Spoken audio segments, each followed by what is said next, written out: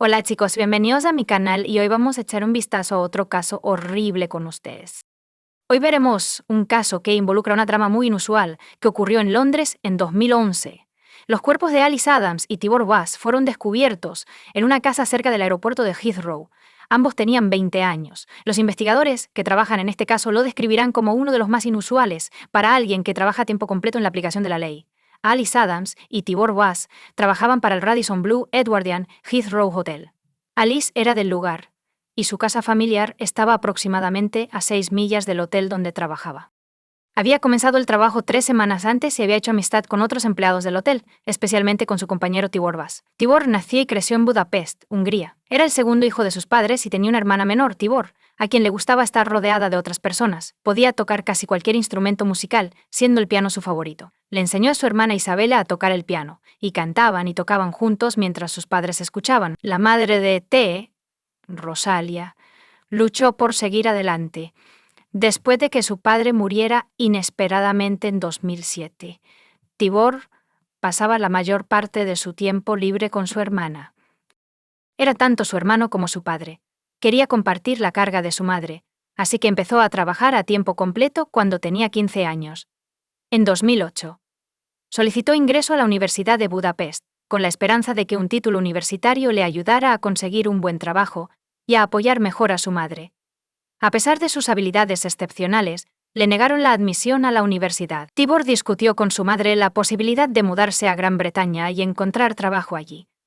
La madre de Tibor debió apoyar la idea, ya que se mudó al Reino Unido en julio de 2010.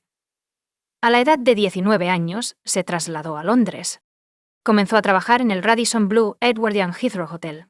Disfrutaba de su trabajo, de sus responsabilidades, de las personas con las que trabajaba y de los nuevos clientes que conocía cada día. Alice era una músico consumada que rápidamente se llevó bien con Tibor. Nunca se quedaban sin temas de conversación. Tibor Bass y Alice Adams eran los recepcionistas del hotel. Otro recepcionista era Attila Van, que tenía 31 años. Attila había estado en el hotel más tiempo que los otros dos y fue nombrado el mejor empleado en 2010. Tanto Attila como Tibor eran de Hungría, lo que los acercó más. El hotel proporcionaba apartamentos de empresa a sus nuevos empleados. Attila y Tibor vivían en una casa detrás del hotel. Era extremadamente conveniente. Por un lado, era más rentable. Por otro lado, no tenías que pasar mucho tiempo llegando al trabajo. A pesar de la felicidad de Tibor por estar en Inglaterra, no abandonó sus planes de continuar con la educación superior. Solicitó nuevamente a la Universidad de Budapest, y esta vez fue aceptado. Estaba muy feliz, pero tuvo que regresar a Hungría en agosto de 2011.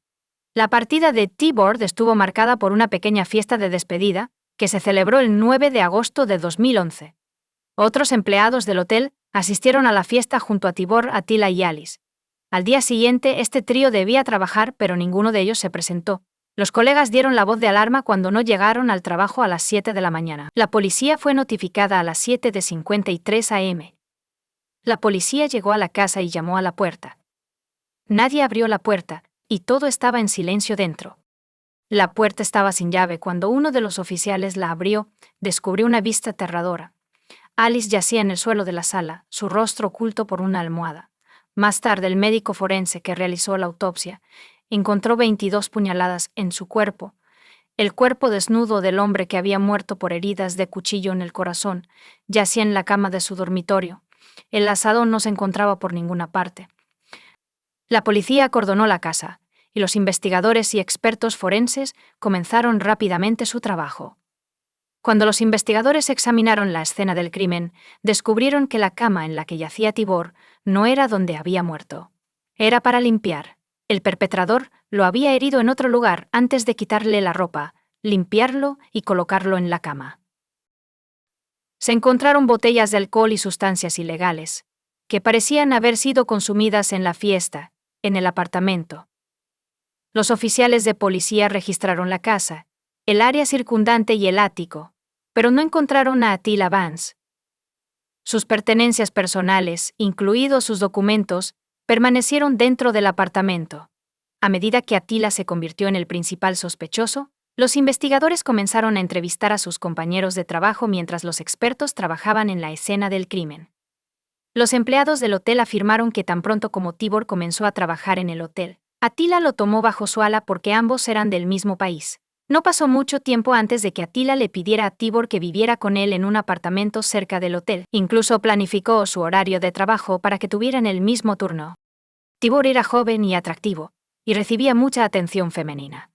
El problema era que, antes de enamorarse de Tibor, Van no ocultaba su preferencia por las relaciones con hombres.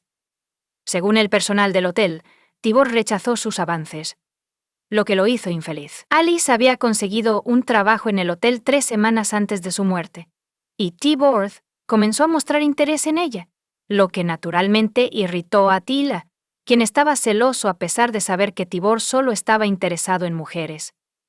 Los investigadores comenzaron a preguntarse si Attila había cometido el crimen por celos y amor no correspondido. Incluso antes de que la policía descubriera los cuerpos sin vida de Tibor Ras y Alice Adams, un chico había publicado un mensaje ominoso en su página de Facebook. Escribió: «Quiero despertar de esa pesadilla». Esto se publicó a las 6:23 a.m., y varios amigos expresaron su preocupación, a lo que no recibieron respuesta. El mensaje convenció a los investigadores de que Attila Van estaba involucrado en la muerte de sus colegas. Esto también lo demostraba el número de heridas. Alice fue apuñalada 22 veces y Tibor 2. Además, Alice yacía en el suelo con una almohada contra su cara, mientras que Tibor estaba en la cama. Los investigadores entrevistaron a los demás miembros de la fiesta, quienes afirmaron que cuando todos se fueron, solo Attila, Tibor y Alice permanecieron en el apartamento. Esto indicaba que algo había ocurrido entre estas 3 personas en el tiempo restante antes del amanecer. Las muertes de Alice y Tibor fueron reportadas a sus familias. Lo que sucedió fue devastador tanto para las familias Adams como para las Bass. En un comunicado emitido por la familia Adams, la madre de Alice, Sarah, honró a su hija con las palabras: «Mi corazón está roto, y mi vida estará marcada para siempre por la tristeza. Extraño tanto a Alice, daría cualquier cosa por un abrazo y una sonrisa más de Alice Squeezy. La muerte de Alice ha hecho que mi familia experimente emociones extremas como el duelo, la ira y una tristeza abrumadora, y ha cambiado nuestra familia para siempre. Como madre, se supone que debes proteger a tus hijos. Y cada día y cada noche, tengo que enfrentar el hecho de que fallé. Lo más difícil de soportar es no saber exactamente qué le pasó a mi amada Alice esa noche. Por horrible que fuera conocer la verdad, sería preferible a la constante lucha en mi mente por entender la secuencia de eventos que llevaron al asesinato de Alice. No hay palabras para describir qué personalidad tan increíble y única tenía, ni cuánto amor, alegría, pasión y compasión trajo a la vida de tantas personas. Su fallecimiento es una tragedia indescriptible. La madre Alice dijo a los investigadores que poco después de la medianoche su hija le envió un mensaje diciendo que pasaría la noche en casa de una amiga. La policía emitió una alerta de búsqueda para Attila Van, pero él simplemente desapareció. Intentaron rastrear su teléfono, pero fue detectado por torres de celular en la misma área que el hotel. Esto era extremadamente extraño. Tan pronto como quedó claro, Attila había estado más cerca de lo que cualquiera había imaginado todo el tiempo. El equipo de investigación pasó 2 días en la escena antes de abandonar la casa. Unas horas más tarde, el equipo forense decidió regresar a la casa y realizar pruebas adicionales. Notaron que la puerta que habían dejado abierta había sido cerrada con llave desde adentro. Cuando entraron en la habitación, notaron a Attila Van tumbado en la cama. Estaba borracho e intentó hacerse daño con unas tijeras y un cuchillo. Tenía heridas en el cuello y las muñecas. Cuando le hicieron preguntas, actuó de manera extraña e intentó demostrar algo con gestos. Fue trasladado al hospital donde los médicos aseguraron que su vida no corría peligro. La policía quedó perpleja cuando descubrió dónde había pasado Attila Van los 2 días anteriores. Había cortado una hendidura en la base del sofá-cama donde se descubrió el cuerpo de Tibor. Tomó un teléfono y varias botellas de agua y se metió dentro. Mientras los policías estaban en la escena, él permaneció dentro, escuchando y observando a través de los agujeros que había hecho. El principal sospechoso, Attila Van, fue arrestado dentro del hospital. El juicio comenzó el 9 de julio de 2012. Durante el juicio, se revelaron algunos detalles sobre el crimen brutal. La fiesta se salió de control después de que Alice, Tibor y Attila se quedaran solos en el apartamento. Los fiscales aceptaron hubo actividad sexual entre los tres, ya que se descubrió ADN de ambos hombres en los senos de la señorita Adams, hasta que un hombre declaró que recordaba que los tres estaban en la cama y que había una conexión entre ellos, pero no tenía ningún recuerdo de lo que sucedió después de eso. Insistió en que solo se dio cuenta de que había cometido un acto terrible después de despertarse por la mañana y ver a Alice en su cuerpo sin vida. Cuando se dio cuenta de que sus acciones habían matado a 2 personas, tomó la decisión de suicidarse. Sin embargo, declaró que tenía miedo de hacerlo solo, así que se quitó la ropa del teclado y se metió en la bañera junto a él. Incapaz de hacerse daño, movió a Tibor a la cama sabiendo que los buscarían. Abrió la base del diván y se escondió dentro. Mientras se escondía allí, incluso pudo actualizar su página de Facebook.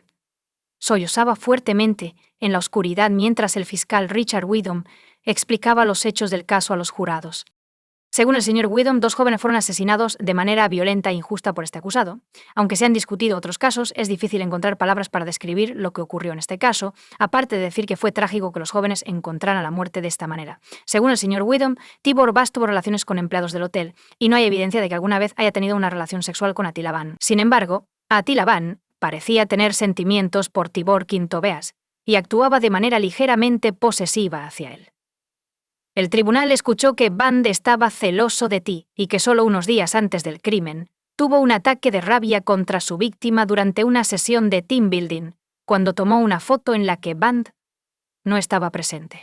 La situación alcanzó su punto máximo cuando la banda se enteró de que Tibor Sento había sido aceptado en un curso universitario en Hungría y se iría de Gran Bretaña a finales de mes.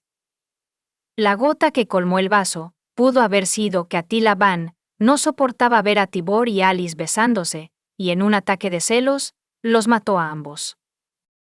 Además, el fiscal Richard Widom declaró en el tribunal que Attila Van fue encontrado desnudo en la cama individual. Tenía heridas en las muñecas, los antebrazos y el cuello. Estaba claro que se había escondido en el diván del doble cama. Debió haber estado presente durante la visita del patólogo, la remoción de los cuerpos y el examen de la escena por parte de los investigadores forenses. Tenía la previsión de ocultarse eficazmente y permanecer indetectado durante su estancia en el lugar. Tras el caso, el inspector detective John Finch declaró fuera del tribunal que la policía no había sido negligente al no mirar debajo de la cama. Él declaró: «He revisado esto con la alta dirección varias veces. Fue algo inusual y extraño para que una persona hiciera. Desafía la credulidad». Afirmó que levantar las camas para buscar personas que no estaban presentes resultaría en la pérdida de evidencia forense crítica. Tibor Bass y su madre, Rosalia, rindieron homenaje a su hijo. Su declaración incluía las siguientes palabras: Tibor era un joven que disfrutaba de la música y las artes, reparando aparatos y practicando trucos de freestyle en su bicicleta BMX Daisy. En casa, siempre era creativo y disfrutaba experimentando con computadoras, como construir altavoces estéreo con cartón y cables viejos. Tenía una pasión por la fotografía y gastó su primer sueldo en una cámara profesional. Tibor era constantemente amigable, servicial, solidario, accesible, extrovertido y confiable. Tenía muchos amigos en Hungría y el Reino Unido. El 11 de agosto me enteré de que 2 jóvenes inocentes de 20 años, mi hijo Tibor y su amiga Alice, habían sido asesinados. Me enteré de que el amigo de T se había quitado la vida. Era imposible y devastador creer que un evento así pudiera ocurrir. Antes de eso, me dio consuelo saber que Tibor había hecho un buen amigo en Londres que era maduro, amable e inteligente. Su amigo me prometió personalmente que cuidaría de mi hijo y que no dejaría que le pasara nada. Confié en él y lo vi como uno de los míos. Esa es otra razón por la que la noticia del asesinato de mi hijo fue tan desgarradora. A lo largo de la investigación policial y el juicio, tuve que revivir los horrores de esa noche, lo que solo aumentó mi tristeza. No hay palabras para describir la agonía y la pérdida que nuestra familia experimentará por el resto de nuestras vidas. Hasta que se declaró culpable, Attila Van afirmó que no podía recordar los eventos de esa noche horrible. El 18 de julio de 2012, el 17 de agosto, después de solo 5 horas de deliberación, el jurado condenó a Attila Van, de 32 años.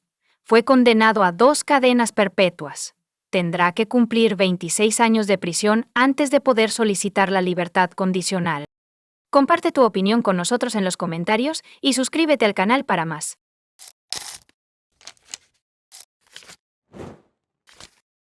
Hola chicos, bienvenidos a mi canal y hoy vamos a echar un vistazo a otro caso horrible con ustedes. Esta historia ocurrió en 2002. Durante sus vacaciones de verano en Kansas, Alexandra Kemp, de 19 años, también conocida como Ali Kemp, trabajaba en una piscina al aire libre. Su hermano también trabajaba allí, pero en turnos diferentes. Cuando llegó al trabajo un día y no pudo localizar a su hermana, contactó a su padre. El tipo no podía creer que Ali estuviera más cerca de lo que pensaba. Alexandra Elizabeth Kemp nació el 11 de octubre de 1982 en Leawood, Kansas, que está en la frontera con Missouri. Era la mayor de 3 hijos y la única hija de sus padres. Alexandra se graduó de la escuela secundaria con honores y asistió a la Universidad Estatal de Kansas. Tenía grandes planes para su vida, incluyendo un viaje en 2002. Después de terminar su primer año de universidad, regresó a Leawood para sus vacaciones de verano. Había una piscina al aire libre cerca de la casa de sus padres. Su hermano menor, Tyler, trabaja allí. Alexandra, también, decidió trabajar a tiempo parcial durante el verano para complementar sus ingresos. No era un lugar concurrido. La piscina estaba destinada principalmente a los residentes del vecindario. Por cierto, esta piscina sigue en funcionamiento a partir del 18 de junio de 2002. Alexandra estaba en el trabajo. El día estaba nublado, así que había menos visitantes de lo habitual. Tyler llegó a la piscina alrededor de las 5 p.m. para comenzar su turno, pero su hermana no estaba presente. Su teléfono y bolso estaban en la mesa, donde ella solía sentarse. Confundido, Tyler llamó a sus padres e informó que Alexandra había desaparecido. Su padre, Roger Kemp, se apresuró al lugar. Lo primero que hizo fue mirar en la piscina. Roger exhaló con alivio al ver que la piscina estaba vacía. Roger luego fue a una pequeña sala de bombas cerca de la piscina, que contenía varios equipos de purificación de agua, una escalera y otros artículos. Una vez dentro, el hombre miró a su alrededor pero no vio nada sospechoso. Pero luego notó una pierna sobresaliendo de debajo de la lona. Corriendo y levantando la lona, Roger vio a su hija brutalmente golpeada. Estaba desnuda de la cintura para abajo, con numerosos moretones en la cara y el cuerpo. El hombre marcó inmediatamente el 911. Mientras hablaba con el operador, lloró y suplicó a Alexandra que no lo abandonara. Cuando llegó la ambulancia, Roger estaba administrando RCP a su hija. Transportaron a la niña al hospital.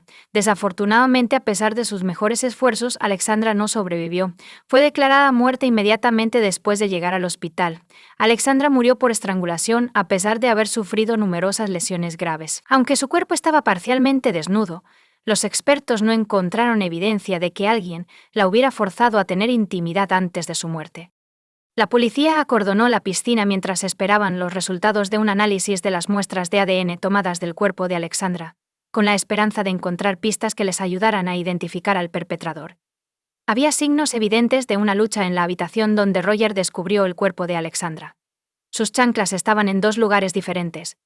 La policía también descubrió un gel antiséptico abierto con una tapa dentro. Unos días después, mientras la policía buscaba desesperadamente al perpetrador, la familia de Alexandra y cientos de personas solidarias se despidieron en una ceremonia fúnebre. El primer sospechoso era Phil House, con quien Alexandra había estado saliendo desde la secundaria. Phil también trabajaba como administrador de la piscina. Alexandra murió mientras trabajaba el turno de la mañana, y Alexandra llegó al mediodía. Su turno estaba programado para durar 5 horas. Phil solía quedarse después del trabajo para pasar más tiempo con su novia, Alexandra, pero esta vez se fue inmediatamente después de su turno porque habían planeado una cita nocturna. Como se mencionó anteriormente, el hermano de Alexandra llegó al trabajo y la encontró ya bajo una lona en la sala de bombas. Sin embargo, Phil tenía una coartada sólida, por lo que la policía lo eliminó rápidamente de la lista de sospechosos. Hablando con los detectives, él declaró que a Alexandra no le gustaba estar sola. Los cortacésped la miraban frecuentemente y trataban de coquetear con ella. La policía interrogó a los cortacésped, pero todos los hombres tenían una coartada. Sin embargo, no era un callejón sin salida absoluto. Varios hombres informaron haber visto a un extraño sentado en los arbustos con una cámara de video, probablemente observando a las chicas y sus trajes de baño. Vieron a este hombre cerca de la piscina el día antes de que Alexandra muriera.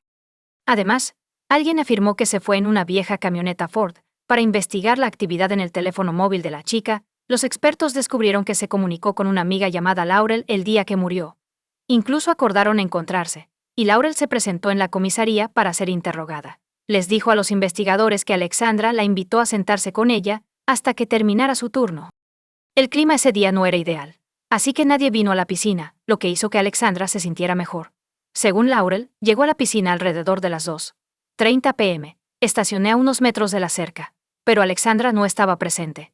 Laurel comenzó a tocar la bocina, esperando que Alexandra respondiera al sonido, pero en lugar de su amiga, vio a un hombre salir de la casa de la piscina. El hombre le dio una sonrisa y le saludó con la mano. Laurel no conocía a este hombre. Supuso que era el jefe de Alexandra, y decidió irse para no causar más problemas a su amiga. En ese momento, ella creía que Alexandra estaría en problemas si el jefe descubría que estaba hablando con amigos durante las horas de trabajo. Pero ese hombre no era el supervisor ni el compañero de trabajo de Alexandra. La policía estaba casi segura de que Laurel había visto al criminal basándose en su descripción del boceto del sospechoso realizado por el artista forense. La policía estaba buscando a un hombre blanco de 30 años, de complexión robusta, con cabello corto y castaño, que conducía una camioneta Ford de 1980.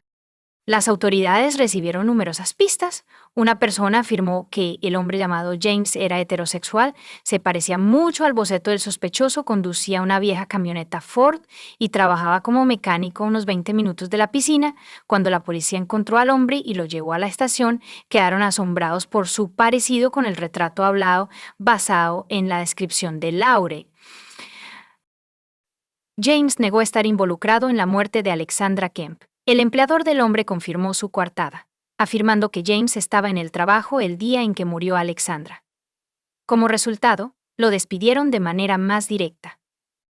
Mientras tanto, la policía recibió un informe de laboratorio que reveló ADN masculino en un tubo de gel antiséptico encontrado en la escena del crimen y en el cuerpo de Alexandra. Sin embargo, fue ineficaz porque la policía no encontró coincidencias en las bases de datos cuando buscaron estas muestras. Los amigos, la familia y el novio de Alexandra fueron oficialmente excluidos de la lista de sospechosos porque su ADN no coincidía con las muestras de ADN descubiertas. El padre de Alexandra, Roger Kemp, fue la fuerza impulsora detrás de esta investigación. Perder a su amada hija le despojó del sentido de la vida, pero lo recuperó al proponerse como objetivo encontrar a la persona que mató a Alexandra. En una entrevista, Roger afirmó que tienes dos opciones: quedarte en la cama y cubrirte con la manta o salir y luchar. Decidí luchar. La perseverancia y tenacidad de Roger impresionaron al departamento de policía, por lo que se le dio su propio espacio en la comisaría, donde recopilaba toda la información que recibía y compartía posibles pistas con la investigación. Después de revisar todas las pistas disponibles, Roger y los investigadores contactaron a los productores del programa de televisión America's Most Wanted y solicitaron que se produjera un episodio sobre la muerte de Alexandra. Los creadores aceptaron. Una vez fue el programa de televisión más largo, con 24 temporadas. Después de que se emitió la historia de Alexandra, la policía comenzó a recibir cientos de llamadas con información. Investigaron todas las pistas, pero ninguna de ellas condujo a un avance. La investigación terminó en un callejón sin salida. En febrero de 2003, 8 meses después de la muerte de Alexandra, apareció una nueva pista, aparentemente sólida. Como resultado de la actividad de búsqueda, un hombre ha sido arrestado en Utah. Recibieron 3 declaraciones sobre esta persona en el transcurso de varios días. 2 mujeres y una niña de 14 años, que no están relacionadas entre sí, le dijeron a la policía que un hombre las obligó a tener intimidad. El criminal huyó, pero finalmente fue detenido en Utah. Este hombre resultó ser James Strader, el mismo hombre que la policía de Kansas había interrogado previamente. Los rasgos faciales de Strader eran muy similares al boceto del sospechoso. Por alguna razón, en ese momento nadie recogió su muestra de ADN. Quizás nadie lo hizo porque el jefe de Strader convenció a la policía de que él estaba en el trabajo el día del crimen y no había salido. Todos pensaban que el caso de Alexandra Kemp estaba a punto de resolverse, pero Strader negó cualquier implicación en su muerte. Admitió que se parecía mucho al retrato del sospechoso, pero afirmó que no había estado cerca de la piscina ese día. Proporcionó una muestra de ADN para su análisis. Sin embargo, el resultado decepcionó a todos. Su ADN no coincidía con el encontrado en el cuerpo de Alexandra ni en el tubo de gel antiséptico. Terminaré en prisión por cargos no relacionados. Y la investigación del caso de Alexandra Kemp se estancó una vez más. Alexandra murió hace un año y la policía aún no tiene sospechosos. Roger Kemp y Phil House, el hombre con el que Alexandra estaba saliendo, continuaron su lucha por la justicia. Phil, presidente de la comunidad estudiantil, distribuyó el retrato del sospechoso por correo electrónico a estudiantes de otras universidades. También solicitó que los estudiantes de otras instituciones educativas vean un episodio de America's Most Wanted con Alexandra Kemp. Sin embargo, a pesar de los mejores esfuerzos de sus familiares y la policía, no se logró nada. Ha pasado otro año. Roger Kemp se negó a rendirse y continuó luchando por la justicia de su hija. Se puso en contacto con America's Most Wanted nuevamente, esta vez solicitando que se repitiera el episodio sobre la muerte de Alexandra. Cuando los creadores le preguntaron a Roger si había alguna nueva información en el caso, él respondió: no. Tal determinación de un padre que perdió a su hija impresionó a los creadores del programa. Por lo tanto, el episodio se volvió a emitir. Después de eso, la policía recibió un alto volumen de llamadas. Roger ofreció una recompensa de $25,000, con 0 centavos por cualquier información que pudiera ayudar a identificar a la persona que mató a Alexandra. La ciudad de Leawood lo aumentó a $50,000 con 0 centavos. Roger también publicó una imagen del boceto de su hija de los sospechosos junto con información sobre la recompensa en los periódicos. Un día, estaba conduciendo por la autopista y notó las vallas publicitarias. En ese momento, Roger se dio cuenta de que una valla publicitaria era una excelente manera de llamar la atención. Comenzó a llamar a agencias de publicidad para ver cuánto costaría colocar la información necesaria en una de las vallas publicitarias. Una de las agencias con las que Roger se puso en contacto fue Lamar Advertising Company. Cuando el dueño de la empresa se enteró de que Roger Kemp quería alquilar una valla publicitaria, se negó a aceptar su dinero.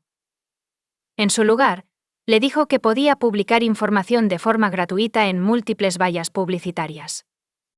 Roger decidió publicar un boceto del sospechoso y la información sobre la recompensa en vallas publicitarias cerca de una de las autopistas más transitadas del estado. La policía recibió cientos de pistas que tomaron tiempo en investigar. Al mismo tiempo, algunas pistas se referían al mismo hombre. 2 personas no relacionadas informaron sobre Teddy Hoover, el dueño de una vieja camioneta Ford. El hombre trabajaba en el mantenimiento de piscinas y se parece al boceto del sospechoso. Tantas coincidencias no podían ser una casualidad, así que la policía comenzó a buscar a un hombre llamado Teddy Hoover. Descubrieron su dirección en Kansas y fueron allí de inmediato. Hoover abrió la puerta.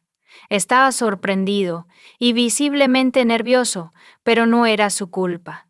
Muchas personas se ponen nerviosas cuando la policía llama a su puerta. Preguntaron por su paradero el 18 de junio de 2002. Como era de esperar, el hombre respondió que no podía recordar porque habían pasado 2 años. Pocas personas recordarán dónde estaban en un día específico hace varios años. Hoover también negó cualquier participación en el mantenimiento de la piscina donde trabajaba Alexandra. No obstante, los detectives le pidieron que proporcionara voluntariamente una muestra de su ADN para eliminarlo de la lista de sospechosos. Hoover respondió que necesitaba consultar a un abogado antes de proceder. Dijo que llamaría a la policía él mismo después de consultar con un abogado.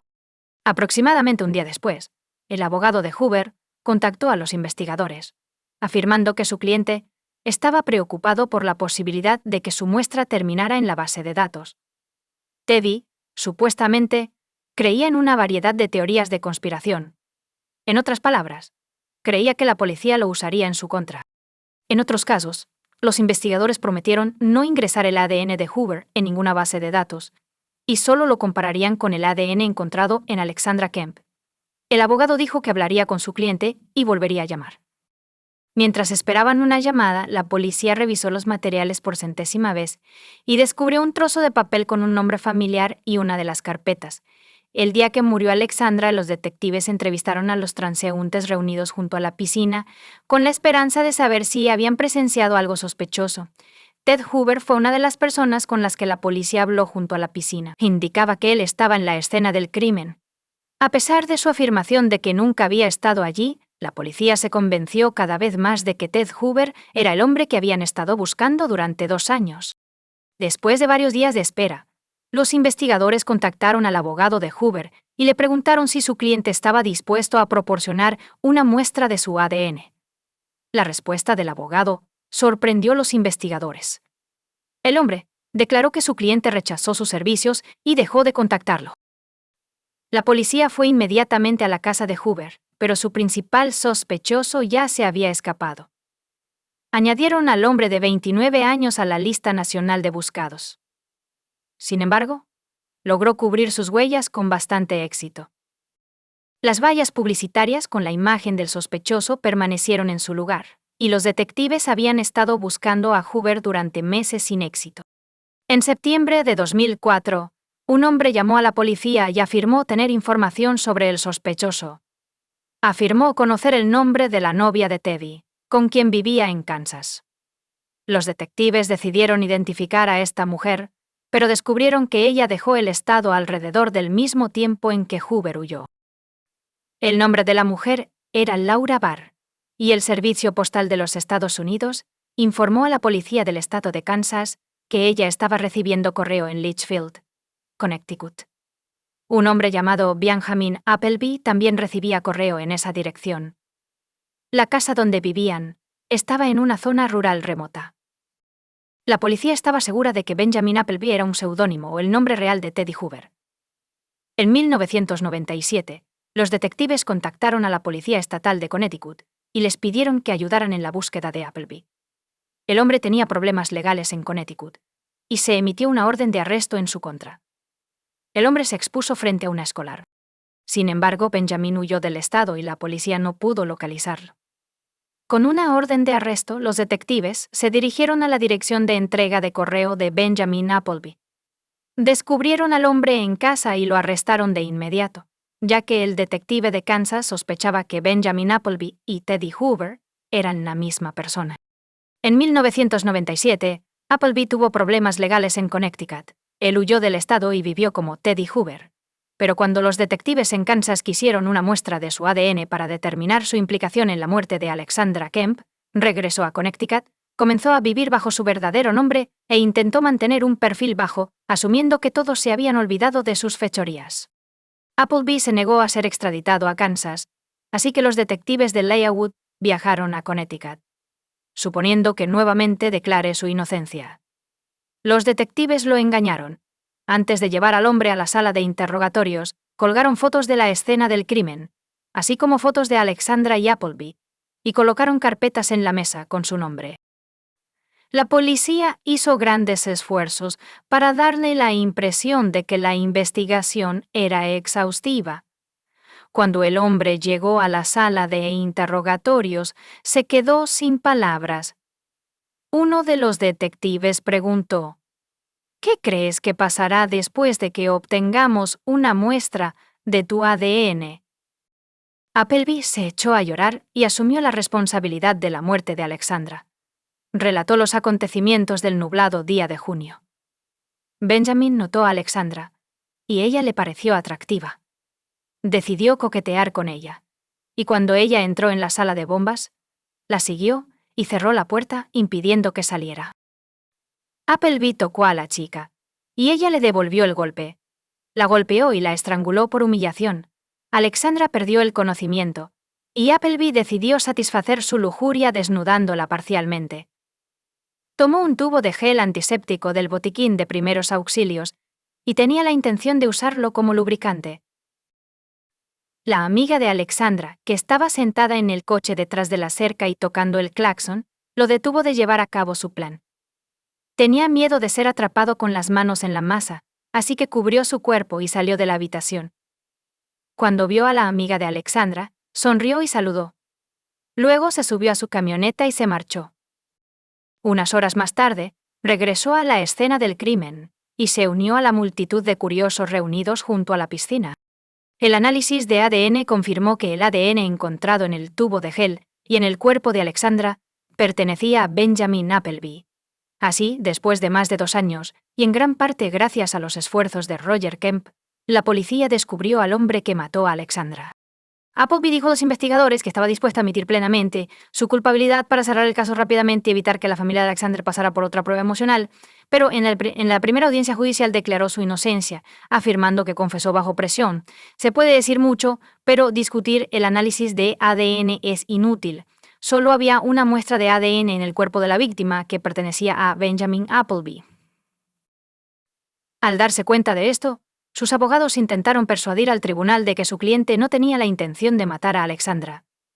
Dijeron que Benjamin admitió haber matado a Alexandra Kemp, pero negó haberlo hecho intencionalmente. Sin embargo, los expertos forenses recordaron a todos que el criminal había estado estrangulando a la chica durante aproximadamente 10 minutos. Podía haber parado, pero decidió no hacerlo. Según la fiscalía, él vino a la piscina por una razón: para observarla. Desafortunadamente, el 18 de junio de 2002, la piscina estaba turbia y vacía. Appleby aprovechó la situación. En diciembre de 2005, un jurado lo declaró culpable. El tribunal lo condenó a cadena perpetua con la opción de solicitar libertad condicional después de 50 años. Recibió 19 años adicionales por intentar forzarla a tener intimidad. Appleby apeló la decisión del tribunal en 2019 y su sentencia de cadena perpetua por privación de vida en primer grado fue confirmada. El tribunal de apelación dictaminó que un intento de establecer intimidad con Alexandra fue considerado cuando se dictó la primera sentencia. Así, Appleby fue condenado 2 veces por el mismo delito. Basándose en esto, el tribunal anuló la segunda condena. Incluso si es liberado bajo libertad condicional, Appleby tendrá 81 años en ese momento. Los investigadores admitieron que la perseverancia de Roger Kemp les ayudó a encontrar al criminal. Cuando Appleby estaba en prisión, Roger y su esposa comenzaron una clase de defensa personal para chicas, a través de la cual decenas de miles de chicas y mujeres de todo el país aprendieron técnicas básicas de defensa personal. Las vallas publicitarias no eran un concepto nuevo. En 1991, tras la muerte por estrangulación de Kathy Page, de 34 años, su padre comenzó a colocar vallas publicitarias criticando a la policía. Y esta historia inspiró a los cineastas. 3 anuncios por un crimen. Sin embargo, después de que Roger Kemp publicara un boceto del sospechoso en vallas publicitarias, la gente comenzó a usar este método en todo el país. Además, muchas personas continúan usándolo hoy en día. La persistencia de Roger en la investigación, así como sus esfuerzos posteriores para beneficiar a la sociedad, no pasaron desapercibidos. En la Casa Blanca, recibió la Medalla Presidencial de Ciudadanos del presidente Barack Obama. Roger Kemp, de 77 años, falleció el 1 de marzo de 2022. Hasta su muerte, trabajó para una fundación que lleva el nombre de su hija. Él declaró que consideraría exitosos sus esfuerzos si lograban salvar al menos una persona. Comparte tu opinión con nosotros en los comentarios y suscríbete al canal para más.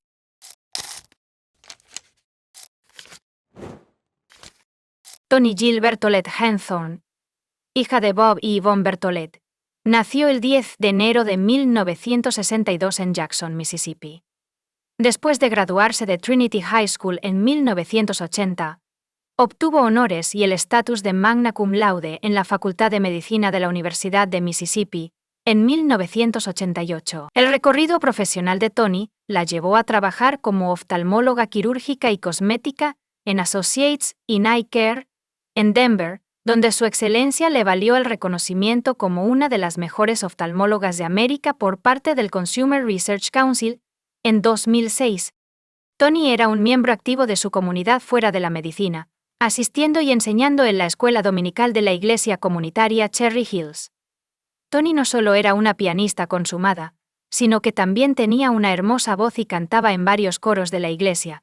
Su dedicación a su fe era evidente en sus contribuciones perspicaces a godquestions.org, donde compartía sus perspectivas cristianas de manera regular. Harold y Toni Hawthorne se conocieron en línea en 1999 y se casaron después de solo 9 meses. A pesar de su exitosa carrera como cirujana ocular, el principal objetivo de Toni era tener un matrimonio y una familia felices. Esta ambición parecía hacerse realidad cuando conoció a Harold, quien se presentó como un empresario adinerado, involucrado en la recaudación de fondos para instituciones educativas y iglesias.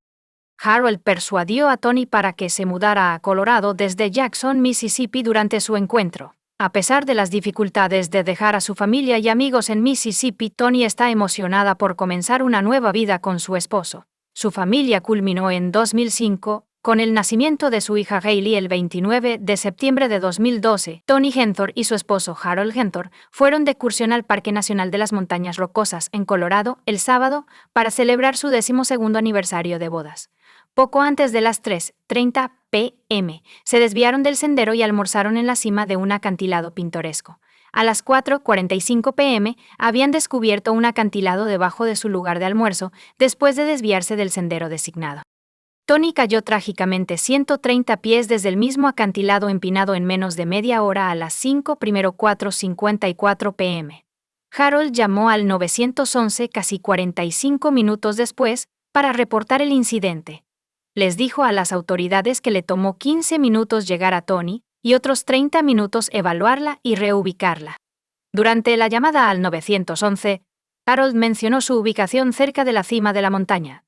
Expresó preocupación por la respiración y la lesión en la cabeza de Tony durante el fin de semana, y pidió un helicóptero. Más tarde le dijo a otro operador que había iniciado un fuego en un recinto de rocas y notó una disminución en la respiración de Tony, confirmando eventualmente su cese. Harold, guiado por el operador, intentó realizar compresiones torácicas. Harold llamó al 911 nuevamente y preguntó sobre la llegada de la ayuda. El operador le informó a Harold que el Ranger lo estaba llamando, pero Harold afirmó que no había escuchado ninguna llamada. El EMT Ranger llegó alrededor de las 8 p.m. y realizó un examen, que desafortunadamente reveló la muerte de Tony. Las autoridades interrogaron a Harold sobre las circunstancias que rodearon la muerte de Tony. A pesar de afirmar que no presenció la caída de Tony porque estaba leyendo mensajes de texto y solo vio un borrón, Harold dio versiones contradictorias a otros. En una ocasión afirmó que Tony se había acercado demasiado al borde mientras hablaba con otra persona. Afirmó que Tony estaba intentando tomar fotografías y se resbaló al escuchar la trágica noticia de la muerte de Tony. Sus padres, Bob y Yvonne Berthollet, tuvieron una fuerte reacción. Bob inmediatamente afirmó que la empujó, lo cual fue interpretado inicialmente como una muerte accidental. Los padres de Tony claramente habían estado preocupados por su bienestar durante bastante tiempo.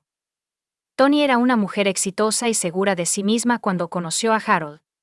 Sin embargo, su confianza disminuyó después de mudarse a Colorado con Harold, quien gradualmente tomó el control de su vida. Harold escuchará las llamadas telefónicas de sus padres y las pondrá en altavoz.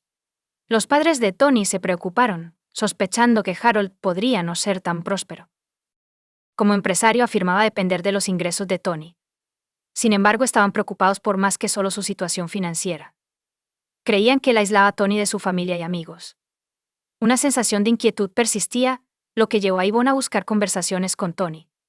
Sin embargo, cada intento de hablar sobre el trabajo de Harold, la situación financiera de la pareja o su control omnipresente sobre la vida de Tony elicitaron la misma respuesta de Tony. Plantear estos problemas tendría consecuencias para ella. Un incidente en particular aumentó sus preocupaciones hasta el punto de que esperaban que Tony cortara lazos con él.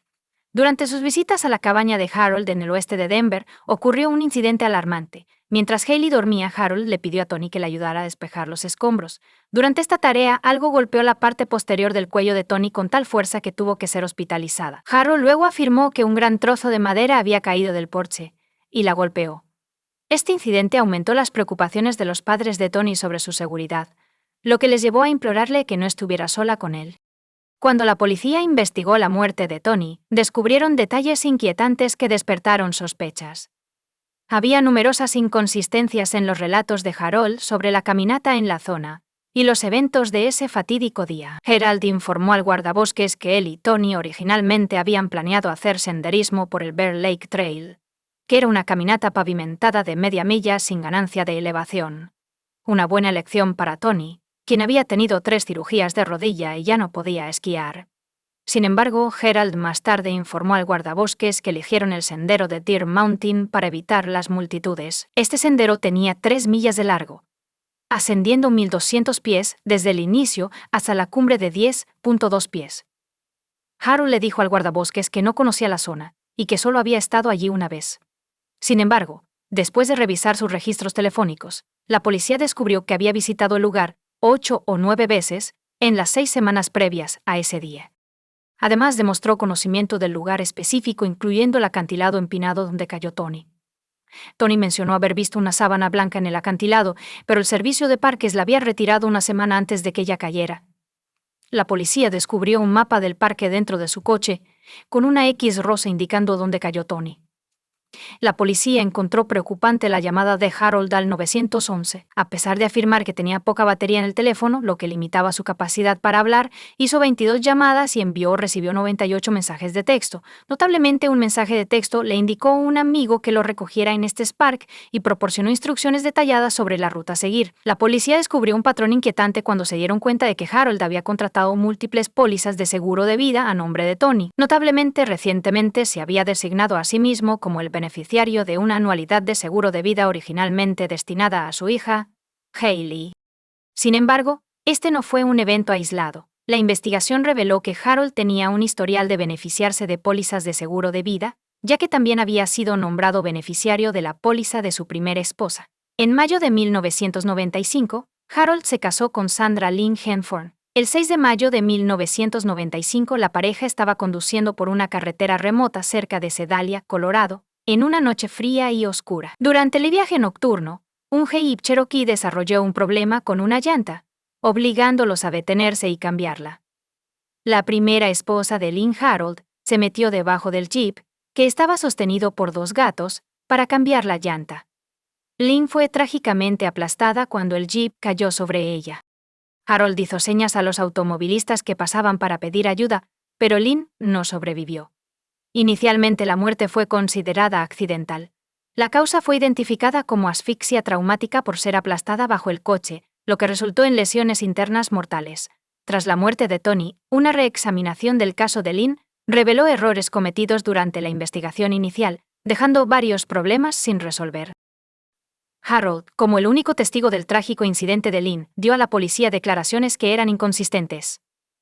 Las discrepancias incluían afirmaciones contradictorias sobre la dirección en la que conducían esa noche, con Harold afirmando que iban tanto hacia el este como hacia el oeste. Además, proporcionó información contradictoria sobre una parada en un restaurante antes de la muerte de Lynn, insinuando que ya habían cenado allí y afirmando que estaban en camino al restaurante. Es notable que las autoridades no verificaron las declaraciones de Harold con el restaurante antes de confirmar su presencia esa noche. Surgieron más inconsistencias, incluyendo declaraciones contradictorias sobre el estado del neumático.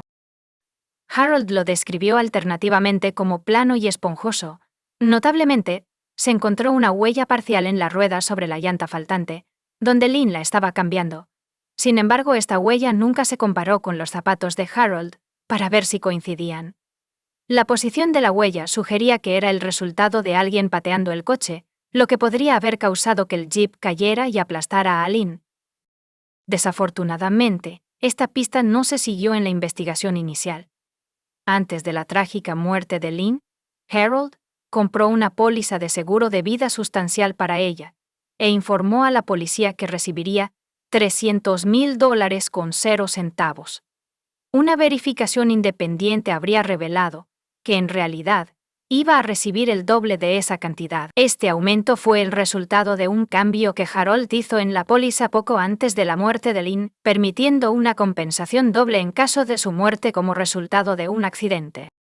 Además, el expediente de investigación detalló un encuentro con un mecánico que pasó junto a Harold y Lynn alrededor de las 9:30 p.m. y ofreció asistencia. Harold rechazó la oferta. El expediente también mencionaba a Patricia Montoya. Patricia contactó a la policía un día después de la muerte de Lynn, preguntando, ¿ya han arrestado al esposo? Patricia le dijo a la policía que ella y su familia estaban conduciendo a casa alrededor de las 10 p.m., cuando Harold los detuvo para pedir ayuda.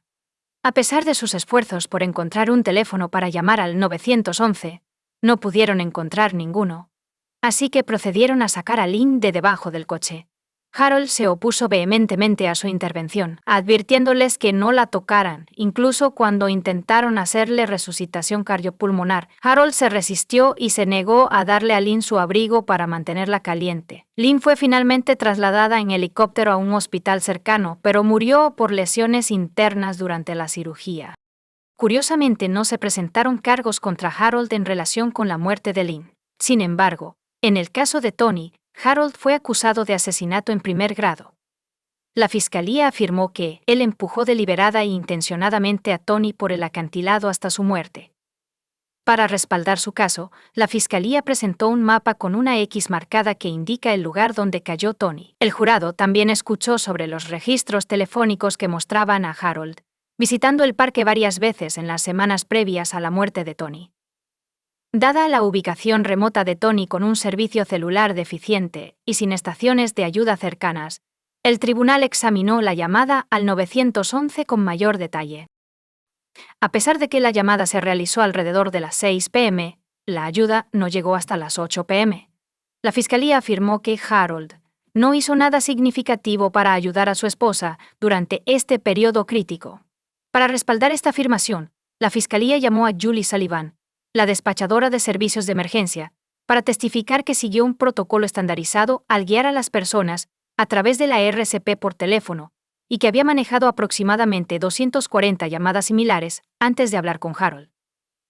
Julie explicó que su conversación con Harold fue inusual. En mi experiencia, cuando realizo RCP con alguien guiándome, incluso personas experimentadas, enfermeras u otras personas en la escena, están extremadamente sin aliento. Pensé que era extraño que no me avisara cuando terminaba una instrucción que le había dado. Como muchos de ustedes saben, en cada llamada que he atendido, la persona quiere saber qué hacer a continuación de inmediato. Está bien, completé mis 30. ¿Qué hago ahora? ¿Qué debo hacer a continuación? Eso fue muy inusual. Y no parecía que estuviera realizando RCP. La mayoría de las personas lo hacen debido al esfuerzo físico de realizar RCP, las compresiones y la respiración es extremadamente agotador. Necesito saber cuándo terminas con eso para que podamos pasar al siguiente paso. Y no me estaba avisando cuando terminaba cada instrucción que le daba, así que le pedí que me avisara. Además, teníamos una línea abierta. Puedo escuchar cómo hacen compresiones al paciente en todas las otras llamadas de RCP que he hecho en mi carrera, porque hay tanta respiración. La respiración es laboriosa. Es extremadamente agotador, y es difícil incluso salir y responder. Tienen dificultad para hablar conmigo, porque están sin aliento por el esfuerzo. La despachadora de servicios de emergencia, Julie Sullivan, testificó en el tribunal que, según su experiencia, no creía que Harold estuviera realizando RCP durante la llamada al 911. Los hallazgos del médico forense socavaron aún más las afirmaciones de Harold. No había signos de abrasiones, contusiones o fracturas de costillas anteriores relacionadas con la RCP. De hecho, no había evidencia de ningún intento de RCP. La caída de Tony había sido parcialmente amortiguada por un árbol en la base del acantilado, causando que su cuero cabelludo y tejido se desgarraran de su cráneo. Las extensas lesiones de Tony fueron detalladas por el médico forense, quien descubrió hemorragias cerebrales severas, una fractura en el cuello, trauma por fuerza contundente en el pecho, abdomen y pelvis, costillas rotas que formaron un tórax, laceraciones y sangrado en el hígado y los pulmones, y piel pálida que indicaba una pérdida significativa de sangre. La fiscalía presentó el caso al jurado, trazando paralelismos entre la muerte de Tony y las circunstancias inusuales que rodearon a la primera esposa de Harold, Lynn. El tribunal permitió que la fiscalía presentara el caso de Lynn, debido a las sorprendentes similitudes. Siguiendo el mismo principio, la fiscalía reveló el incidente que Tony describió a su madre en la cabaña de Harold. Al jurado se le mostró otro incidente perturbador que involucraba a Tony, y que ocurrió en mayo de 2011. Tony sufrió una lesión en el cuello cuando fue golpeada en la parte posterior del cuello y la parte superior de la espalda con una gran viga de madera. Similar a incidentes anteriores, esto ocurrió en un lugar remoto y aislado alrededor de las 10 p.m. Esa noche, Harold estaba limpiando la cubierta de su cabaña y le pidió a Tony que lo ayudara, lo que resultó en el desafortunado incidente con la viga. Harold dio a varias personas diferentes versiones de lo que sucedió. Inicialmente les dijo a los paramédicos que lanzó la viga, pero luego admitió a un médico que se había caído del techo. Otra versión fue compartida con un amigo, en la que Harold afirmó que dejó caer la viga sobre Tony después de resbalarse de la escalera que ella sostenía, añadiendo complejidad a la situación. Una nota de enfermera en los archivos de Toni indicaba que ella estaba debajo de la cubierta cuando cayó la viga. La fiscalía basó su caso en un claro motivo de lucro financiero a partir de las pólizas de seguro de vida. Harold tenía 3 pólizas de seguro de vida de $1.500.000 con 0 centavos sobre Toni, así como una anualidad de $205.000 con 0 centavos, lo que lo convirtió en el beneficiario de más de $4.700.000 con 0 centavos cuando Toni murió. Toni murió un mes antes, en abril de 2011. Harold se asignó a sí mismo como el beneficiario de una anualidad de seguro de vida de $205.000 con 0 centavos comprada por los padres de Toni para su nieta Hailey. La defensa tomó una decisión estratégica de no llamar a ningún testigo para presentar pruebas, creyendo que la acusación no había logrado establecer su caso. Sin embargo, esta jugada no dio resultado. Después de 10 horas y media de deliberación, el jurado condenó a Harold por asesinato y lo sentenció a cadena perpetua. Un patrón perturbador surgió cuando se reveló que Harold había cremado los cuerpos de Toni y Lynn inmediatamente después de sus muertes, esparciendo sus cenizas en el mismo lugar. Comparte tu opinión con nosotros en los comentarios y suscríbete al canal para más contenido.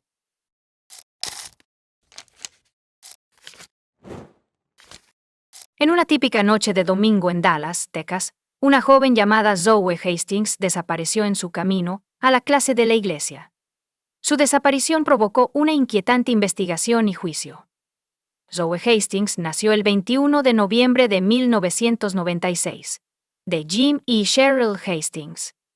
Así que era una excelente hermana mayor, pasando mucho tiempo con su hermano y hermanas menores. Los padres de Zoe Hastings la describieron como alguien que se proponía diariamente a hacer felices a los demás. Era extremadamente talentosa en la primavera de 2014. Zoe Hastings se graduó de la Booker Washington High School for the Performing and Visual Arts. Sus intereses se centraban en las artes visuales y el teatro. Mientras estudiaba allí, incursionó en la actuación y el diseño de vestuario. También estaba muy orgulloso de su trabajo como socorrista en la piscina, y al final del verano, la habían promovido a supervisora. Zoe Hastings también era graduada del Seminario Teológico de la Iglesia de Jesucristo de los Santos de los Últimos Días y estaba profundamente comprometida con su fe. Consideró una oferta de 6 universidades de Texas de primer nivel, que incluía la oportunidad de servir en un viaje misionero de 18 meses para la iglesia. Realmente le importaban los demás, a veces descuidando sus propias necesidades. Le gustaba dar pequeños regalos. Zoe Hastings aspiraba a ser doctora y ayudar a las personas a adquirir conocimientos teóricos viendo documentales y videos quirúrgicos. En ese fatídico domingo, 11 de octubre de 2015, Zoe Hastings se dispuso a asistir a una clase de estudio bíblico en la Iglesia de Jesucristo de los Santos de los Últimos Días en Dallas, Texas. Zoe, una joven y entusiasta de 18 años, se había graduado recientemente y esperaba con ansias un viaje misionero con su iglesia en noviembre. Su partida esa tarde no fue diferente a cualquier otro día. Se despidió de sus padres y prometió regresar a casa para su cena familiar tradicional. Cenar juntos era una tradición muy apreciada.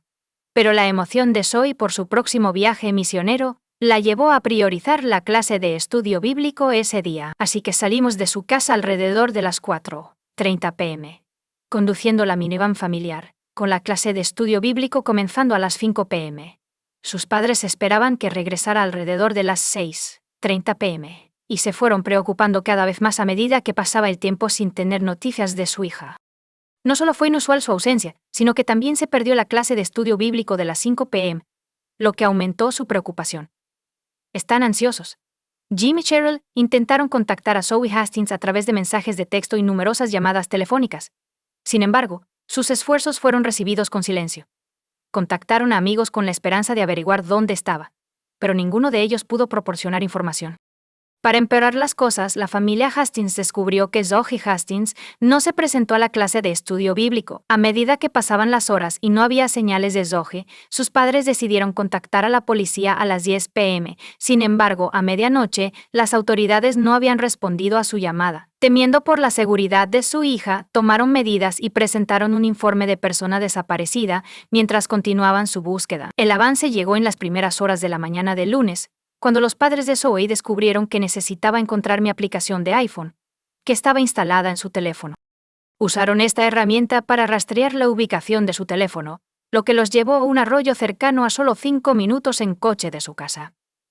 Se apresuraron al lugar, llenos de urgencia. Encontraron una escena de caos y preocupación. Paramédicos de la policía y luces intermitentes rodeaban el área, que estaba acordonada con cinta policial. La minivan de Zoe Hastings fue descubierta en una posición precaria y alarmante, con el morro hacia abajo en el lecho del arroyo, casi verticalmente sumergida en el agua. Los trágicos eventos que ocurrieron esa fatídica tarde de domingo y la madrugada del lunes arrojan luz sobre una serie inquietante de incidentes. La cadena de eventos comenzó cuando Kurt R.N.M., un miembro preocupado del público, paseaba a su perro cerca de Easton Road y Lipid Avenue. Se encontró con un hombre que se acercó a él con urgencia, informándole de un accidente de coche que involucraba a una joven en el arroyo. El extraño, visiblemente alterado, le pidió a Kurt que lo acompañara a investigar la escena. Juntos bajaron al arroyo y el hombre le informó a Kurt que la chica lo identificaría más tarde. Kurt marcó inmediatamente el 911 después de que Zoe Hastings muriera trágicamente, temiendo lo peor. Sin embargo, el misterioso hombre que inicialmente lo había alertado huyó de la escena antes de que llegara la policía. Al llegar la policía descubrió el cuerpo sin vida de Zoe Hastings. Ella yacía boca abajo en un charco de sangre a unos 3 a 6 metros de la puerta del conductor de la furgoneta. La suposición inicial de que su muerte fue causada por el accidente fue rápidamente desmentida cuando la policía descubrió que murió como resultado de violencia homicida. La naturaleza horrible del crimen se hizo evidente a medida que surgían los detalles. La ropa de Zoe había sido alterada, su vestido había sido levantado por encima de su cintura y su ropa interior había bajado hasta la mitad de sus muslos, indicando una agresión sexual. Zoe tenía varios cortes profundos en el cuello. A lo largo de su investigación, la policía registró minuciosamente la zona en busca de pruebas. Todas las puertas de la furgoneta, excepto la del conductor, estaban cerradas. Descubrieron un cuchillo cubierto de sangre en la cima del terraplén, que sospechaban había sido utilizado para infligir las heridas mortales en el cuello de Zoe. Entonces, su teléfono, que tiene servicios de localización, proporcionó una línea de tiempo para la investigación. Mostró que su teléfono había estado en el arroyo desde las 5 p.m. Ella permaneció allí desde la noche del domingo hasta la mañana del lunes, cuando se descubrió su cuerpo. A medida que avanzaba la investigación, se descubrió que después de salir de su casa, Zoe Hastings se detuvo brevemente en un Walgreens en Garland Road para devolver una película de Redbox de camino al estudio bíblico.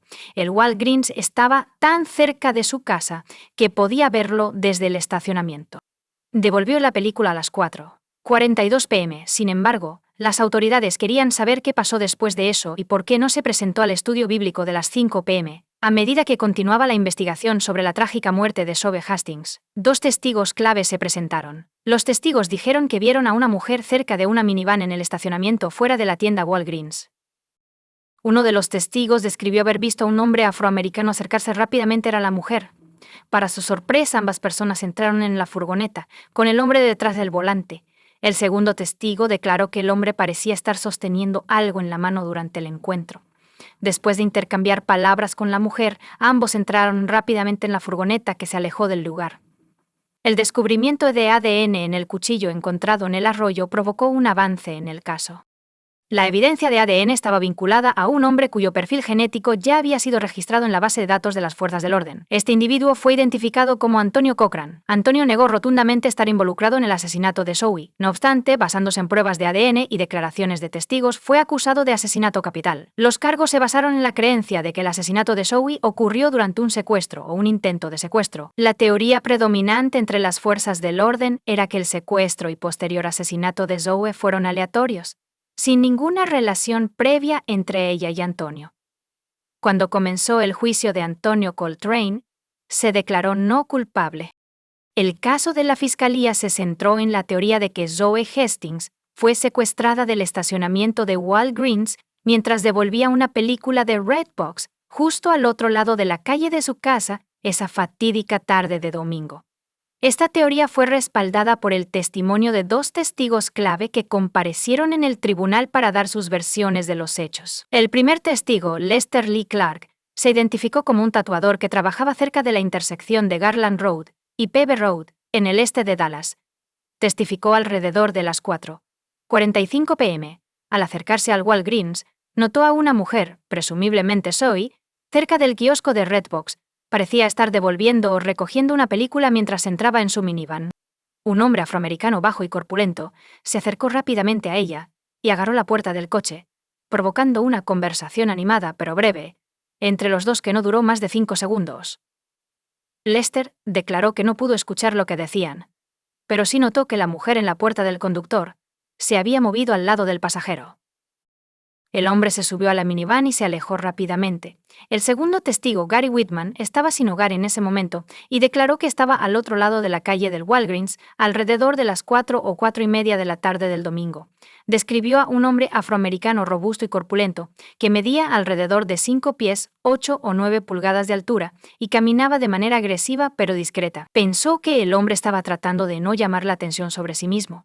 Gary informó que el hombre se acercó a la mujer en una minivan en el estacionamiento de Walgreens por detrás, mientras ella intentaba entrar. Afirmó que el hombre extendió los brazos para bloquear su camino y pareció sacar algo de su bolsillo. Aunque no pudo ver el objeto exacto, Gary vio a ambas personas subirse a la minivan, con el hombre tomando el volante y alejándose. La respuesta inmediata de Gary, según el tribunal, fue buscar ayuda porque no tenía acceso a un teléfono. Se acercó a un empleado de una tienda de conveniencia cercana y le pidió que marcara el 911. El tribunal escuchó el testimonio de varios investigadores que realizaron las pruebas. Gloria John Dimick, un analista de ADN mitocondrial, le dijo al tribunal que se descubrieron varios cabellos en la escena. Aunque el ADN mitocondrial no proporciona un identificador único, puede usarse para excluir a personas. Según el análisis, el cabello encontrado en el brazo izquierdo de Zoe podría pertenecer a Antonio Cochran. Había más pruebas en contra del acusado. El ADN de Copeland fue descubierto en el mango de un cuchillo, que había estado cubierto con la sangre de Zoe. La fiscalía afirmó que después de secuestrar a Zoe Hastings del estacionamiento, Cochran la llevó a un arroyo, donde la violó y la mató. Los datos confirman que el teléfono celular de Cochran emitió una señal el domingo, cerca del lugar donde se descubrió el cuerpo de Zoe.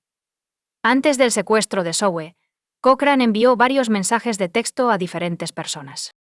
A la 1:48 a.m., se envió el primer mensaje de texto al vecino de Gillis Pina Cochran, Antonio, quien declaró que tenía la intención de dejar la casa que él y Gillis alquilaban juntos.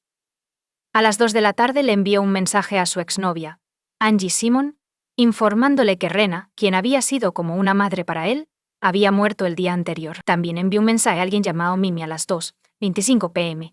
y a las 3:19 p.m., diciéndole que había estado llorando, bebiendo alcohol y conduciendo sin rumbo por la ciudad. A las 4:34 p.m., el teléfono celular de Antonio se comunicó con un transceptor específico en una torre de radio de Dallas que cubría la tienda Walgreens. Antonio envió otro mensaje de texto desde su teléfono inteligente. Esta vez estaba dirigido a Frank Torres, el hermano de Gillis Pina. Realmente te necesito, hermano. No estoy seguro de qué me pasa, Frank. Ha pasado mucho. Te necesito, hermano.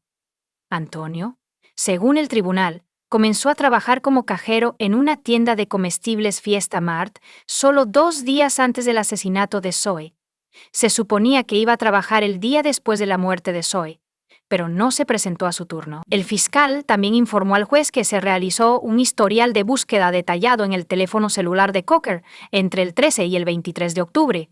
Buscó noticias locales y de crímenes 32 veces, de las cuales 5 eran sobre la muerte de Zoe. Antes de eso, Antonio había mostrado poco interés en las historias de crímenes, habiendo abierto las noticias solo una vez en el mes anterior con un informe sobre crímenes de pandillas locales. La defensa presentó un caso convincente intentando sembrar dudas sobre la afirmación de la fiscalía de que Antonio Cochran fue responsable del asesinato de Zoe Hastings. Cuestionaron la validez de las pruebas de ADN, así como la fiabilidad de los testigos. Paul Johnson, el abogado defensor de Antonio, declaró que en el momento del asesinato de Zoe, Antonio estaba ayudando a un amigo a presentar un coartada que lo ubicaba en un lugar diferente. Cuestionó el testimonio de 2 testigos clave que afirmaron haber presenciado el secuestro de Zoe. La cronología de Lester y la descripción del hombre involucrado fueron cuestionadas, lo que generó preocupaciones sobre la veracidad de su historia. La defensa también cuestionó la credibilidad del segundo testigo, Gary, quien tenía antecedentes penales y un historial de consumo de sustancias ilegales. Paul Johnson cuestionó cómo Gary pudo haber presenciado los eventos desde el otro lado de la calle, y sugirió que su testimonio podría ser sospechoso. A pesar de las posibles consecuencias para él, Gary insistió en que se había presentado para hacer lo correcto y fue detenido más tarde debido a una orden de arresto activa. El desafío de la defensa incluía la evidencia de ADN. Reconocieron que se encontró el ADN de Antonio en el mango del cuchillo, pero propusieron una explicación alternativa. Especularon que su ADN podría haber estado en el cuchillo desde una ocasión anterior, posiblemente mientras trabajaba en un cine local y entraba en contacto con él. Además, la ausencia de huellas dactilares dentro de la minivan puso en duda las afirmaciones de los testigos de que Antonio agarró la puerta durante la supuesta abducción. La defensa también señaló que el médico forense no encontró evidencia de agresión sexual y que Antonio no fue acusado de agresión sexual, insinuando que esta información se utilizó para incitar al jurado. Finalmente, Paul Johnson instó al jurado a declarar a Antonio no culpable, enfatizando la importancia de tomar una decisión basada en la evidencia presentada en lugar de reaccionar a los sentimientos populares. Animó al jurado a hacer lo que consideraran correcto. La fiscalía no estuvo de acuerdo e instó al jurado a declarar a Antonio culpable. El jurado deliberó durante casi 23 horas a lo largo de varios días. Durante este tiempo solicitaron información adicional y aclaraciones al juez sobre 3 temas específicos, incluyendo una foto de la tienda Walgreens, de mitocondrial y la cronología de las entrevistas policiales con los 2 testigos. En última instancia, el jurado condenó a Antonio por el delito menor de asesinato en lugar de asesinato capital. Antonio fue condenado a cadena perpetua sin posibilidad de libertad condicional, con una multa de $10,000 con 0 centavos. Comparte tu opinión con nosotros en los comentarios y suscríbete al canal para más.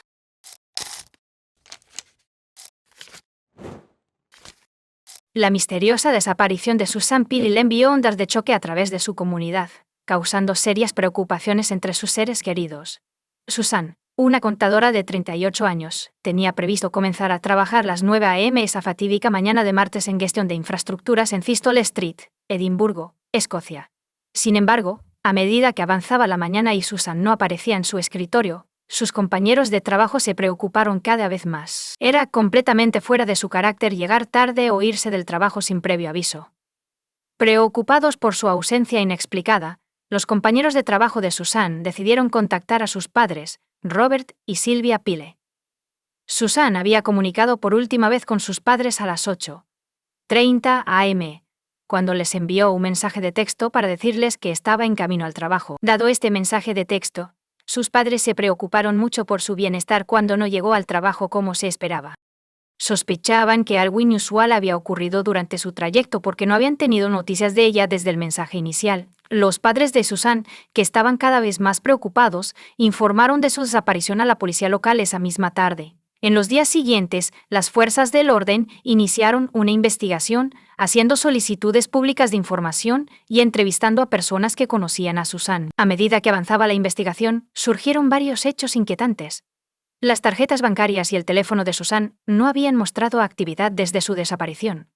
No había usado su pase de autobús, ni se había comunicado con ninguno de sus amigos o familiares. Además, la familia de Susan creía que no se habría ido sin informar a nadie, porque tenía responsabilidades en casa, como cuidar de sus mascotas. El padre de Susan, Robert, expresó la profunda confusión y angustia que rodeaba a su familia durante este difícil momento. Comparó su desaparición con un enigma desconcertante, afirmando que se sentía como si se hubiera desvanecido en el aire, dejando un vacío inexplicable. La repentina desaparición de Susan seguía siendo un misterio desconcertante y profundamente inquietante, con sus seres queridos, las fuerzas del orden y la comunidad en su conjunto buscando respuestas. La investigación sobre la misteriosa desaparición de Susan Pili comenzó a revelar nuevos detalles mientras la policía revisaba meticulosamente las grabaciones de CCTV de la zona. Las imágenes revelaron una cronología de los movimientos de Susan el día en que desapareció, arrojando luz sobre los eventos que llevaron a su desaparición. Susan siguiendo su rutina la mañana de su desaparición, saliendo de su apartamento en Whitson Road a las 8 a.m. para comenzar su día como de costumbre. Aproximadamente 20 minutos después, subió a un autobús número 2 en Stevenson Drive y continuó en su ruta habitual. Luego se trasladó al autobús número 4 en Dalry Road, frente a Caledonian Terrace. Susan bajó del autobús número 4 en Princess Street, justo enfrente del generoso gran almacén, a las 8:48 a.m., comenzó su jornada laboral con una parada rutinaria en una tienda de conveniencia Sainsbury's. Como hacía la mayoría de las mañanas, las cámaras de vigilancia captaron la presencia de Susan en la tienda Sainsbury's. A las 8:04 am, después de terminar sus diligencias, se dirigió a su lugar de trabajo, que es la gestión de infraestructuras en Thistle Street. Las últimas imágenes conocidas de Susan fueron captadas por una cámara de CCTV cerca del edificio en la esquina, a solo 50 metros de la puerta principal de su oficina. En este punto, parecía desaparecer de la vista, dejando a las autoridades con un desconcertante misterio por resolver. La investigación reveló un detalle potencialmente significativo. A las 8:55 am, un taxi negro se detuvo en la zona donde se vio a Susan por última vez. Aunque las fuerzas del orden no creían que el taxista estuviera directamente involucrado en la desaparición de Susan, sí hicieron un llamado al conductor para que se presentara y ayudara con su investigación en curso. Este desarrollo planteó preguntas sobre si el taxista había presenciado algo inusual o tenía información que pudiera ayudar a resolver el misterio de la desaparición de Susan Pili. A medida que avanzaba la investigación sobre la desaparición de Susan Pili, las fuerzas del orden comenzaron a indagar en su vida personal en un intento de comprender mejor las circunstancias que rodearon su desaparición. Sus investigaciones los llevaron a lo que parecía ser un complejo triángulo amoroso, lo que arrojó luz sobre un posible motivo para el crimen. Susan, una mujer soltera, había estado recientemente en una relación romántica con un compañero de trabajo, David Gilroy. Sin embargo, la relación terminó en diciembre de 2009. David, que estaba casado y tenía su propia familia, había decidido regresar con su esposa e hijos en un intento de reconciliarse con ellos. Le dijo a la policía que Susan había estado saliendo con otros hombres desde su ruptura, lo que implicaba que su relación romántica había terminado de manera amistosa. Varias semanas después de la misteriosa desaparición de Susan, David Gilroy informó a la policía de un robo. Afirmó que alguien entró en su casa mientras él dormía, robando tanto su teléfono móvil como su portátil. Según David, su esposa descubrió la puerta trasera rota cuando se despertó, a pesar de que apenas habían escuchado ruido durante la intrusión. Cuando le preguntaron si pensaba que el robo estaba relacionado con la desaparición de Susan, David respondió con incertidumbre, diciendo: «No lo sé». La investigación tomó un giro más oscuro y ominoso cuando las autoridades comenzaron a buscar al conductor de un coche plateado, que aparentemente se había detenido en una zona remota del bosque. Expresaron su interés en los movimientos de vehículos en la tarde y noche del 5 de mayo. El día después de la última vez que vieron a Susan. La policía estaba especialmente interesada en cualquier persona que hubiera visto el coche entre la 1 p.m. y las 3:30 p.m., así como alrededor de las 7 p.m. y las 9 p.m. en un desarrollo significativo. Las autoridades anunciaron públicamente el cambio de un caso de persona desaparecida a una investigación de asesinato. Revelan que creen que Susan fue asesinada y que su cuerpo fue desechado o ocultado a unas 90 millas de su última ubicación conocida. La búsqueda se amplió para cubrir aproximadamente 400 millas cuadradas de las zonas rurales de Hill y Butte. La investigación se centró principalmente en las regiones forestales de Rest, Mid-Thankful y Argo. A pesar de las búsquedas exhaustivas, no se encontró rastro de Susan en este momento. A medida que avanzaba la investigación, la policía centró su búsqueda en un área de 5 millas cuadradas. Sospechaban que los restos de Susan podrían estar ocultos en Glen Crow, Ausgill y Butte. Continuaron sus esfuerzos decididos para resolver el misterio de su desaparición. A pesar de la ausencia del cuerpo de Susan, las autoridades creían haber reunido suficientes pruebas para acusar a David Gilroy de su asesinato. La investigación de este enigmático caso fue meticulosa y minuciosa. Las fuerzas del orden están trabajando incansablemente para hacer justicia. Entrevistaron a casi 1.500 testigos potenciales y documentaron meticulosamente 1.164 declaraciones. Los investigadores recopilaron diligentemente 2.325 piezas de evidencia, que incluían documentos y varios objetos. Además, examinaron las grabaciones de CCC cuenta de 250 ubicaciones diferentes y realizaron búsquedas exhaustivas en 30 áreas distintas a lo largo de nuestra misión. En el tribunal, la Fiscalía se mantuvo firme, presentando un caso convincente. Sus argumentos giraban en torno a la noción de que, a pesar de la ausencia del cuerpo de Susan, una gran cantidad de pruebas apuntaban a que ella era víctima de un crimen atroz, con David como el principal sospechoso. La Fiscalía reveló el intrincado tapiz de la relación entre Susan y David, que comenzó en el trabajo. Sin embargo, su turbulenta historia de amor había tomado un giro oscuro cuando Susan decidió terminar la relación poco antes de su misteriosa desaparición, una decisión atribuida a su nuevo vínculo con otra persona.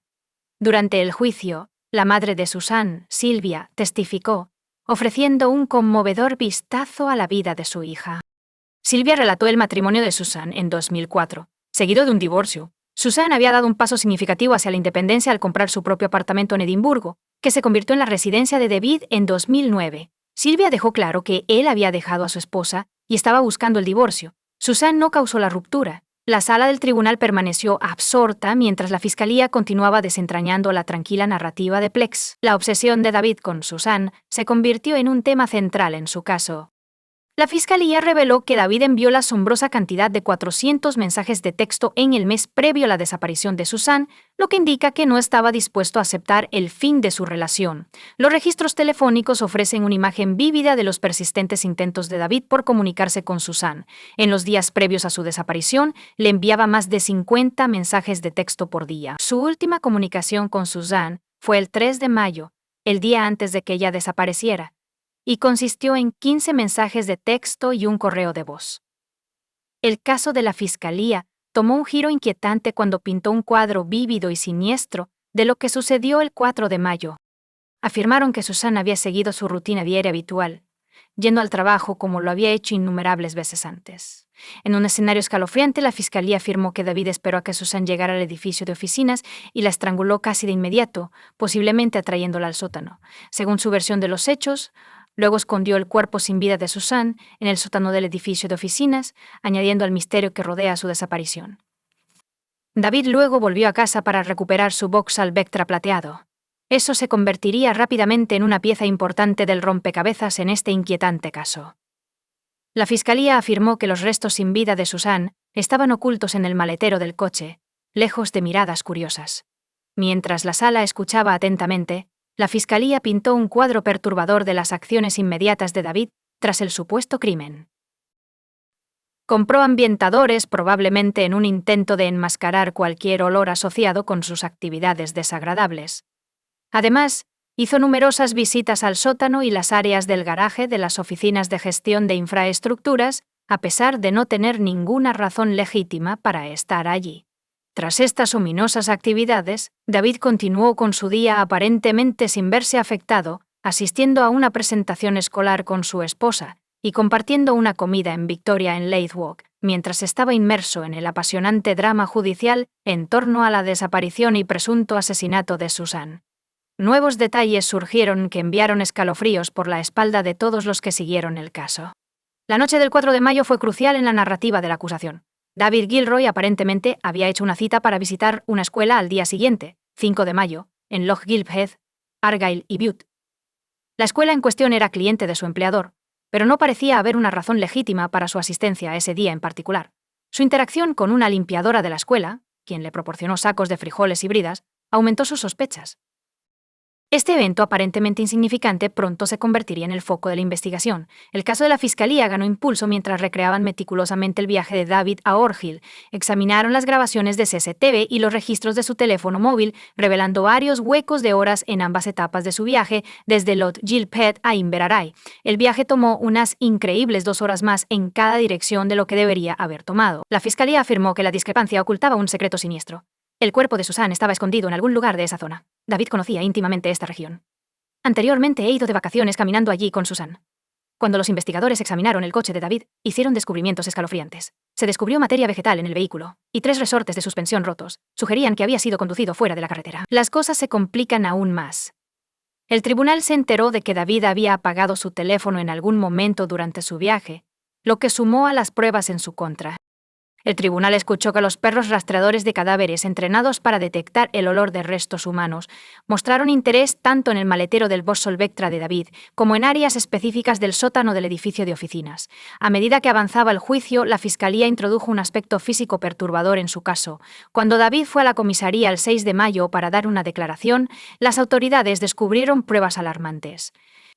David tenía rasguños en las manos, un corte en la frente, moretones en el pecho y más rasguños en las muñecas y los antebrazos. La fiscalía afirmó que David usó maquillaje para ocultar sus heridas mientras hablaba con la policía, lo que generó sospechas adicionales. Gail Hawkins, amiga de Susan en NS, subió al estrado e hizo una revelación impactante. Susan se lo había confiado, preocupada porque David había hackeado su cuenta de correo electrónico y había accedido sin autorización a sus correos. La fiscalía alegó que David había accedido a sus correos electrónicos entre el 24 de agosto de 2009 y el 30 de abril de 2010. El tribunal también descubrió que él tenía acceso a su cuenta en un sitio de citas en línea. Helen Liddell, una administradora financiera en gestión de infraestructuras, testificó que descubrió correos electrónicos entre David y Susan que claramente mostraban que estaban teniendo una aventura o relación. Esta revelación la sorprendió porque no estaba al tanto de su relación. Al jurado se le mostró un video de vigilancia de Susan y David solo 2 días antes de que ella desapareciera. El 2 de mayo, los dos fueron vistos comprando juntos en una tienda de conveniencia. Esto contrasta marcadamente con la afirmación de David a la policía de que su relación terminó en diciembre de 2009. Los esfuerzos de la policía para encontrar los restos de Susan tomaron un giro escalofriante cuando redujeron el área de búsqueda a solo 5 millas cuadradas basándose en los registros del teléfono de David. Estos registros mostraron que su teléfono había enviado señales a las torres de telefonía en la remota área de Glen Crow el 5 de mayo, el día en que Susan desapareció. Glen Crow, ubicado en los Alpes de Carry en la península de Cowal, en Argyll y Bute, contaba con montañas escarpadas y un paisaje lleno de obstáculos formidables, incluyendo rocas grandes, lo que hacía que la búsqueda de pruebas fuera particularmente difícil. La defensa respondió con un caso conciso, afirmando que no había pruebas suficientes contra su cliente y que el caso de la fiscalía se basaba únicamente en pruebas circunstanciales. El cuerpo de Susan no había sido encontrado, lo que obligaba a la acusación a especular sobre su destino y causa de muerte. No había testigos del supuesto crimen, ni confesión, ni pruebas de ADN o sangre que conectaran a David con el crimen. La fiscalía presentó solo pruebas circunstanciales, lo que dejó lugar a la duda. David se negó a testificar, pero la defensa convocó a algunos de sus compañeros de trabajo para que dieran testimonio. Declararon que no ocurrió nada fuera de lo normal en la oficina el 4 de mayo. Después de 2 días y medio de deliberaciones, el jurado llegó a una decisión dividida. El tribunal aceptó un veredicto mayoritario, y David fue condenado por asesinato. Recibió una sentencia de cadena perpetua y se le exigió cumplir al menos 18 años. David Gilroy mantiene su inocencia. El 27 de abril de 2012, presentó un aviso de intención de apelar su condena. Sin embargo, el 20 de diciembre de 2012, el Tribunal de Apelación Penal de Edimburgo desestimó la apelación. En junio de 2017, la Comisión de Revisión de Casos Criminales de Escocia concluyó su investigación del caso. Comparte tu opinión con nosotros en los comentarios y suscríbete al canal para más contenido.